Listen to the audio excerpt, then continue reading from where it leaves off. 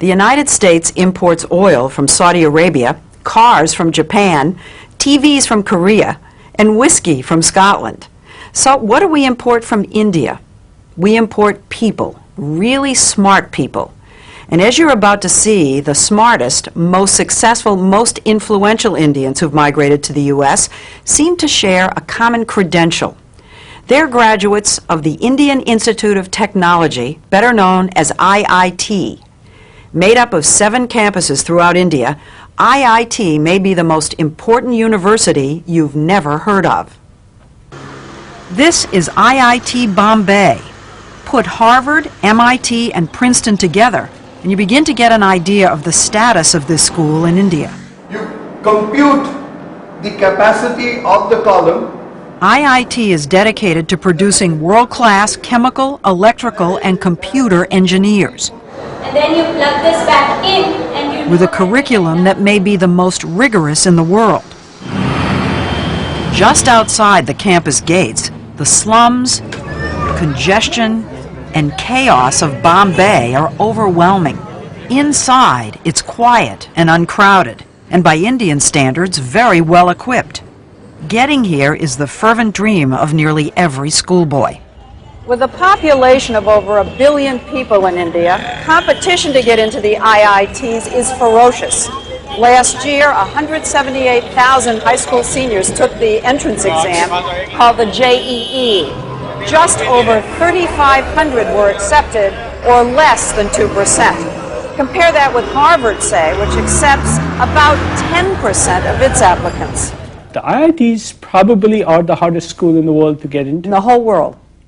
To the best of my knowledge. Vinod Khosla got into IIT about 30 years ago. After graduating, he came to the U.S., co-founded Sun Microsystems, and became one of Silicon Valley's most important venture capitalists.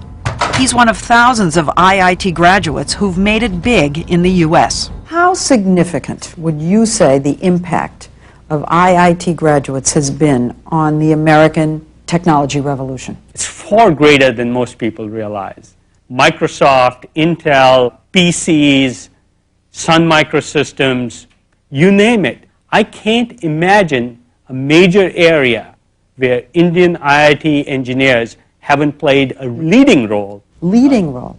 A leading role, and of course the American consumer in the American business, in the end, is the beneficiary of that. It isn't just high tech. The head of the giant consulting firm McKinsey & Company is an IIT grad. So is the vice chairman of Citigroup and the former CEO of U.S. Airways. Fortune 500 headhunters are always on the lookout for that IIT degree. They are favored over almost anybody else. If you're a WASP walking in for a job, you wouldn't have as much pre-assigned credibility as you do if you're an engineer from IIT. 90% of IIT students are male, and the young men we met in Bombay know they're hot commodities. The American companies love the kids from IIT. Thank goodness. That's what we heard. That's what we heard too. After I leave IIT Bombay, I hope to get a good job. So it can be a ticket to another way of life. Yes. Yeah, definitely. And a ticket out of India. How many of you think that you're going to end up in the United States? For a while, I think all of us would be there. Maybe at for some work. stage. At some stage. That's not the way it was supposed to be. I want my country to be strong. Nehru, India's first prime minister, created IIT 50 years ago, just after independence, to train the scientists and engineers he knew the nation would need to move from medieval to modern. He never imagined India would be supplying brain power to the whole world. Would you say that IIT graduates are India's most valuable export? Yes, undoubtedly. N. Ram, one of India's leading journalists, says that because the stakes are so high, a kid starts preparing early. Age 7, 8, 10. By the 10 you know whether you're made for it or not. This is the truth or not? And at least half of these 10-year-olds told us they think they're made for it. Not food? Yes. But just standing out in school won't be enough. Two valences to the other. At about 16, they enroll in a prep class where they're drilled for the IIT entrance exam. There are even pre-dawn tutoring classes. 4:30 to about 8, they're grilled and then they go to school, Regular school. regular school. 4:30 to 8 a.m. Yes. Are you saying they do that every day? Yes, every day for that period. 2 years. Particularly 2 years. Classes 11 and 12, you do nothing but study. And parents hover and push and fret.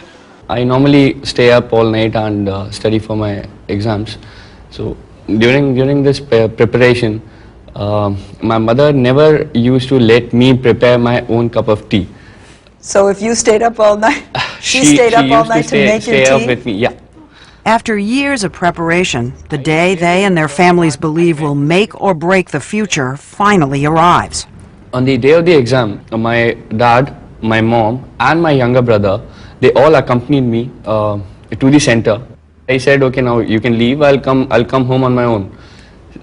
But I was literally amazed when I came back out of the center and see my parents and brother still waiting for me outside the center.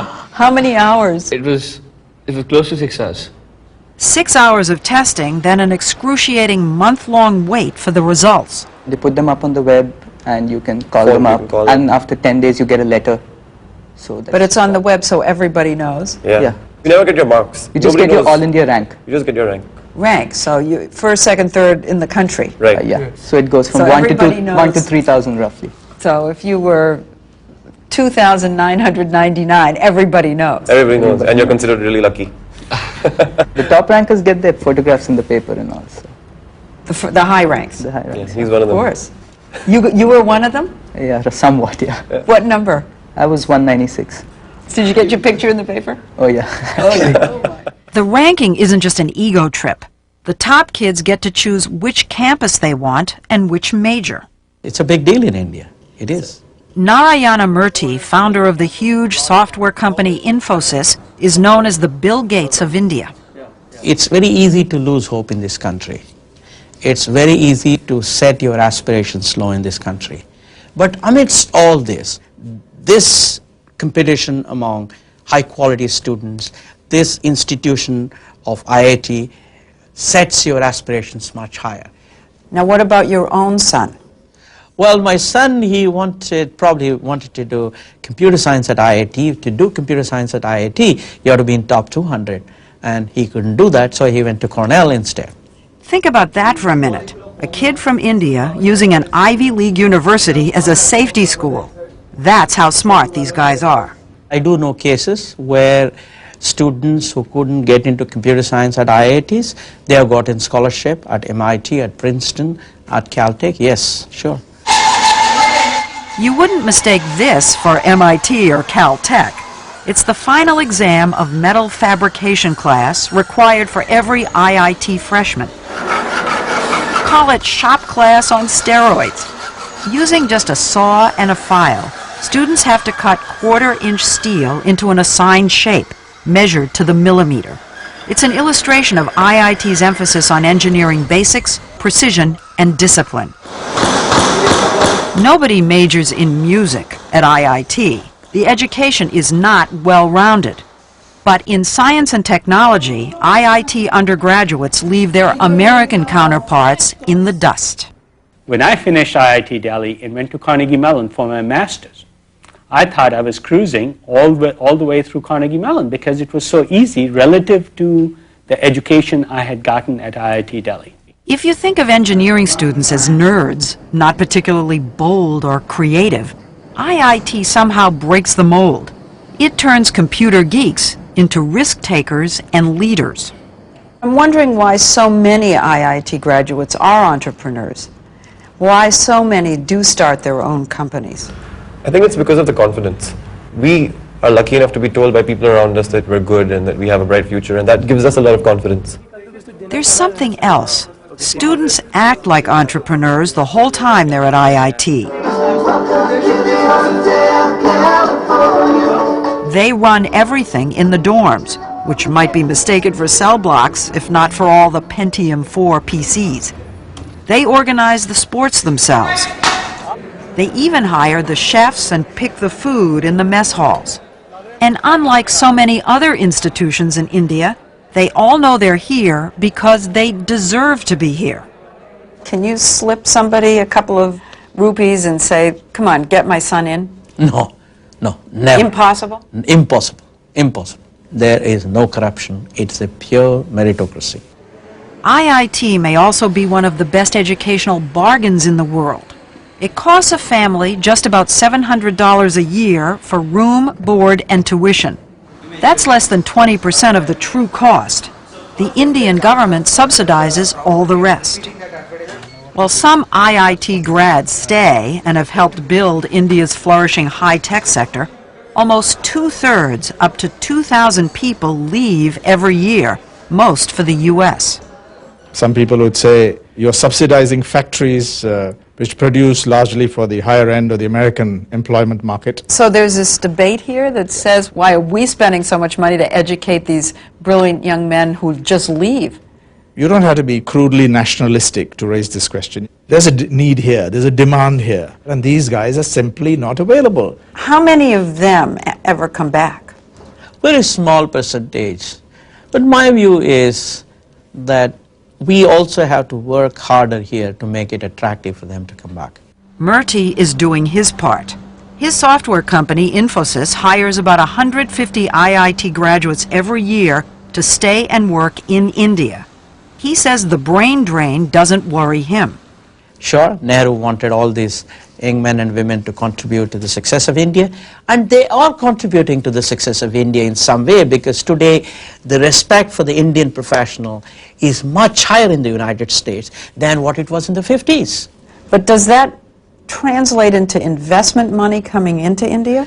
Some of these people who have reached the higher echelons in the corporate world in the US, they have persuaded their corporations to start operations in India, whether it's Texas Instruments, whether it's General Electric, whether it's Citibank. So it does mean investment back here? Oh yes, it does mean.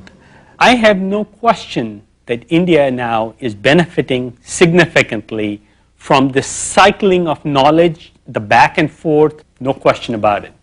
And individual IIT grads are sending lots of money back home, too. But the U.S. still gets the better end of the bargain. How many jobs have entrepreneurs, Indian entrepreneurs in Silicon Valley created over the last 15, 20 years? Hundreds of thousands, I would guess. For this society? For this society here in America. For America to be able to pick off this human capital, these well-trained engineers with great minds, is a great deal.